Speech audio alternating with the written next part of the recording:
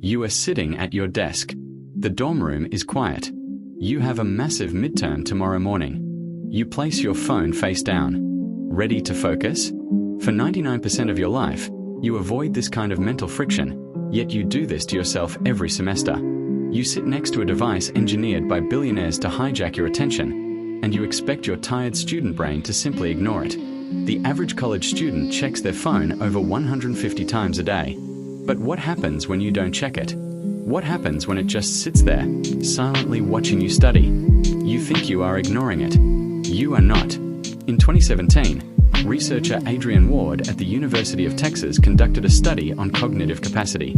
He placed students in 3 groups: phones on the desk, phones in their pockets, and phones in another room. The students with phones on the desk performed significantly worse on cognitive tests. Ward called this the brain drain hypothesis. Even when your phone is face down, even when it is completely turned off, its mere physical presence drains your working memory. Why? Because your brain is actively burning energy trying not to pick it up. You are subconsciously allocating a portion of your brain power to inhibit the desire to check your screen. You have less brain power available for biology because your mind is busy fighting your phone. But let's say you give in. You look. Just a quick glance. A friend texted you about dinner. You put the phone down and go back to reading. You think your focus instantly snaps back to the page. It doesn't. Business professor Sophie Leroy discovered a psychological phenomenon called attention residue.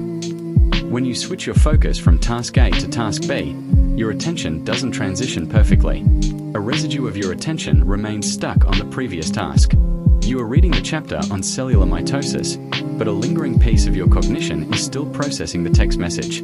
Your reading speed slows down. Your comprehension plummets. You have to read the same paragraph 3 times before you realize you haven't absorbed a single word. Why do you do this? Why is it so hard to put the device in a drawer? The answer lies in behavioral psychology. Back in the 1950s, psychologist B.F. Skinner discovered the principle of intermittent variable rewards. He found that lab rats would pull a lever obsessively if the reward they received was unpredictable. Sometimes they got food, sometimes they got nothing. Your phone is a digital slot machine. Every time you unlock it, you might get a dopamine hit from a funny video, or you might get a stressful email about a group project. The unpredictability makes the urge to check it nearly impossible to resist. So, what is the counterintuitive twist here? Willpower is a myth. As a modern student, relying on self-control is a losing battle. The smartest students on campus do not have better focus than you. They simply have better environments. The only way to stop the brain drain is to remove the stimulus from your physical environment entirely. You are sitting at your desk. The dorm room is quiet. You have a massive midterm tomorrow morning. You look to your right, but there is nothing there. Your phone is in the other room. Your mind is quiet. And for the first time all night, you can actually study.